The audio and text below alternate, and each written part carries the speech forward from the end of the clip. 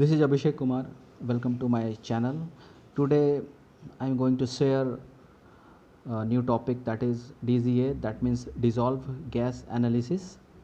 Before going into this topic, I am quite sure that you are very familiar with the dissolve gas analysis, why we are doing this, why it is used, where it is used.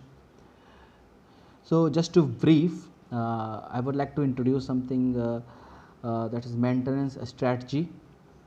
We have three type of maintenance strategy, that means reactive maintenance, which is unplanned, preventive maintenance, that is planned, and condition based maintenance, that is condition based. So this comes under the condition based maintenance. So condition based maintenance is a maintenance strategy that monitors the actual condition of the asset to decide what maintenance needs to be done.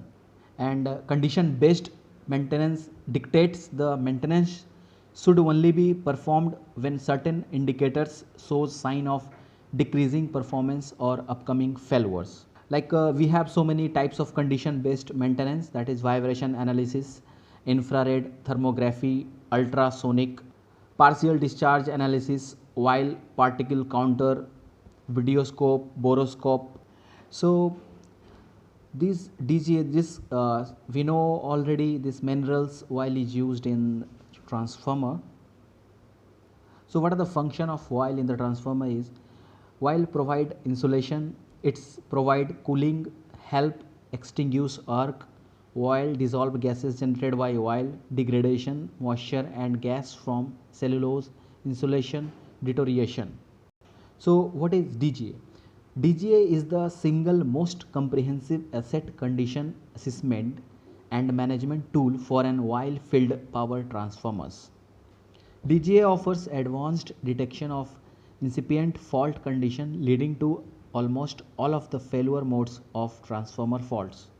Like we are using mineral oils uh, as a insulating materials in the transformers. So what are the causes from which oil deteriorates or their oil parameters changes? So causes are lighting through faults, insulation deterioration, inadequate maintenance, moisture, loose connection, workmanship, overloading. That means if we overload the transformer, there might be that might be the reason that oil deteriorates. In maintenance of oil, we actually check the moisture contained in the oil, what are the ppm contained in the oil, and like BDV, breakdown voltage, we check the BDV. And then another parameter is dissolve gas analysis. Now we will see the purpose of DGA. What are the purposes of DGA? The first purpose is to provide a non-intrusive means to determine if the transformer incipient fault condition exists or not. The second thing is to have a high probability that when entering a transformer, a problem is apparent, to prevent an unexpected outage. The next one is to reduce risk to the unit, to the system it connected, to the company, and most of all the personal monitoring that transformer. Now where DGA is applicable, like while immersed transformer it is applicable, while immersed SUT reactors, while type OLTC regulators, while circuit breakers, while type instrument transformers, CTPT. Now when to conduct DGA for transformers, like after high voltage and temperature rise test in the factory. During commissioning period we also conduct DGA, like energize under no load, energize with load, or before lapsed of warranty period. It's also part of condition based monitoring, that means predictive maintenance. Or if any fault occurs, like transformer main protection trips, buckholes relay activated, pressure relay activated, differential relay activated, overloading, all these are condition. Generally we conduct DGA. So I have taken content from different source, so I have made a note. So we are going to share this note with you all. It might be helpful who are interested in knowing deeply what the DGA is. So what are the gas sources? Gases in oil always results from the decomposition of electrical insulation materials, oil or paper, as a result of faults or chemical reaction in the equipment. Now we will see what are the gases develops in the transformer oil. The first gas is hydrogen, H2. So at which temperature this H2 hydrogen gas forms inside transformer oil is greater than 150 degree. It occurs either in corona in oil, spark in oil, or less than 250 degrees Celsius.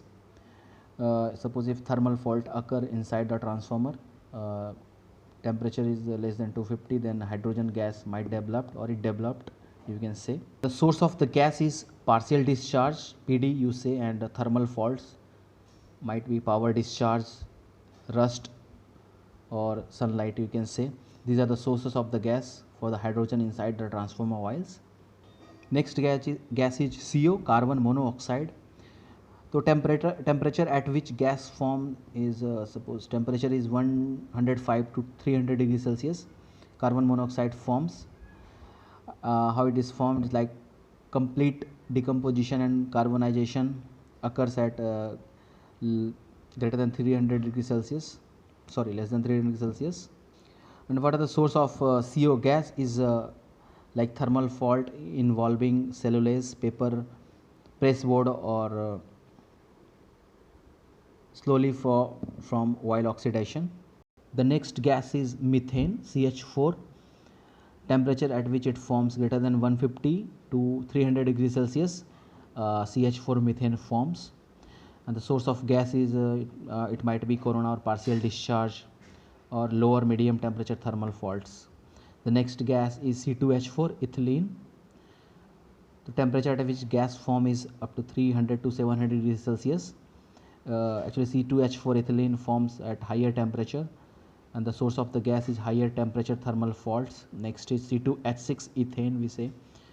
Temperature at which gas form is 200 to 400 degrees Celsius, C2H6 form, and the source of gas is low and medium temperature thermal faults. If occurs inside the transformer oils, then C2H6 gas formation occurs inside the transformer. Now next is C2H2 acetylene. At which temperature this gas forms is less than 700 degrees Celsius, and the source of the gas is very hot spot, low energy discharge. Next gas is carbon dioxide gas. Temperature at which gas form is 105 to 300 degrees Celsius. Source, what are the source is normal assaying, like it also depends upon the lifetime of the transformers. Like we are using for more than 5 or 7 years, then COT might form. And what are the sources, like accumulation from oil oxidation. If there is a water content inside the transformer oil, it might oxidation occurs, or thermal fault involving cellulose, paper, pressboard, or wood blocks, accumulation from oil oxidation. So whatever the gases generates, we are going to summarize. Like gas analyzed by DGA is hydrogen H2, methane CH4, ethane C2H6, ethylene C2H4, acetylene C2H2, carbon monoxide CO, carbon dioxide CO2, oxygen O2, nitrogen N2. And there is another factor like TDCG, total dissolved combustible gases. Like we will sum all these gases. Here you can see the TDCG is total dissolved combustible gases, H2 plus CH4 plus C2H6 plus C2H4, C2H2 plus CO. These are the TDCG. So what is the fault detectable by DGA? That is PD, partial discharge. Discharge of the cold plasma, or like type A, gas bubbles or voids. That is why it is very essential, and during while filling inside the transformer, all these things are being taken care, like no bubbles generates inside the transformer. Another fault is DI, discharge of low energy, which includes partial discharge, low energy arcing, formation of carbon particles in oil, carbonized puncture in papers. Papers is insulating materials. Before knowing D1, D2, T1, T2, T3, let me introduce something like how this DGA is analyzed. We have a dual triangle like Mitchell dual. They have developed a technique from which uh, they can access what are the faults responsible for the DGA results. Suppose we have got a DGA lab result. CH4 is 100 ppm, C2H4 is 100 ppm, C2H2 is 100 ppm. We need to calculate first is CH4 plus C2H4 plus C2H2. We will sum these three results, which is around 300 ppm. Then we will calculate the relative percentage of each gas.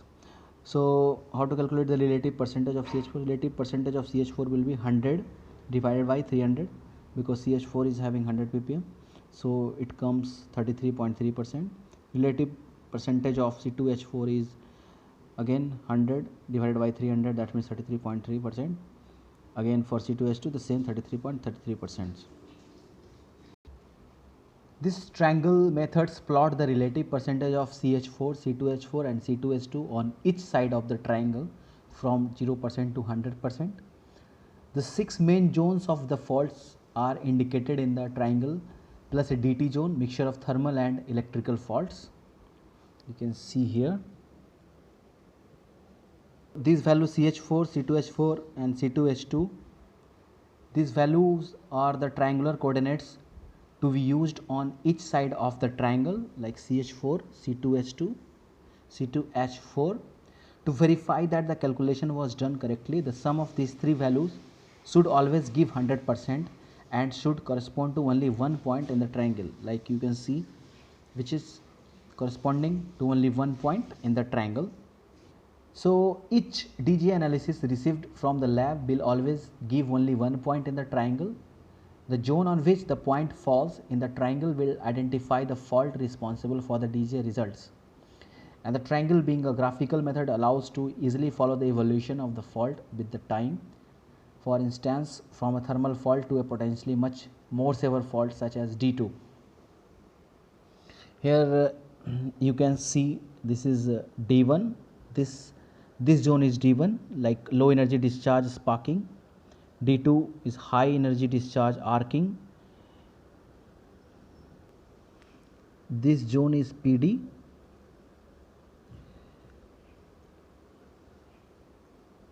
T1 is this zone, thermal fault less than at 300 degrees Celsius, and T2, this zone is T2, thermal fault between 300 to 700 degrees Celsius, and T3 is thermal fault greater than 700 degrees Celsius. This is our DT zone, which is mix of thermal and electrical fault. We have also a IS standard for dissolved gas analysis, that is IS 1866. S2 should be 100 ppm, CO is should be limited to 350 ppm, CH4 120 ppm, CO2 2500 ppm, C2H4 65, C2H 650, C2H2 12, and total DGC should be 686 to 720. These are the limitation. Few ratios like C2H2 divided by H2 ratio, if it is greater than or equal to 3.0, it indicates there is a possible OLTC contamination in OLTC. This is another ratio, CO2 by CO ratio. If it is 3 to 11, a healthy cellulose insulation, which indicates. If CO2 by CO ratio is less than 3, then a strong indication of a fault in paper, either hotspot or electrical arcing. CO2 or CO ratio greater than 11 indicates cellulose aging from thermal heating. So from these results or ratio, you can identify the possible faults inside the transformers. The most severe fault is fault D2 in a paper and oil, high energy arcing. Fault T2 to T3 in paper greater than 300 degrees Celsius. Fault T1 in paper, and fault T3 in oil. These are general triangle for dual triangle method, you can see. So that's all from. Hope you guys have cleared the doubt about the DGA dissolved gas analysis. For more detail, please comments, and I will try to solve your queries or whatever the doubts regarding this gas analysis. We have more videos, and we are going to share more knowledge regarding all the electrical things. Till then, enjoy, and have some questions to ask in the comments. If you want to, you can like this video, you can subscribe, you can share this video, so that I can get encouraged from you guys to share more knowledge on electricals topics. Thank you very much. Thanks for watching.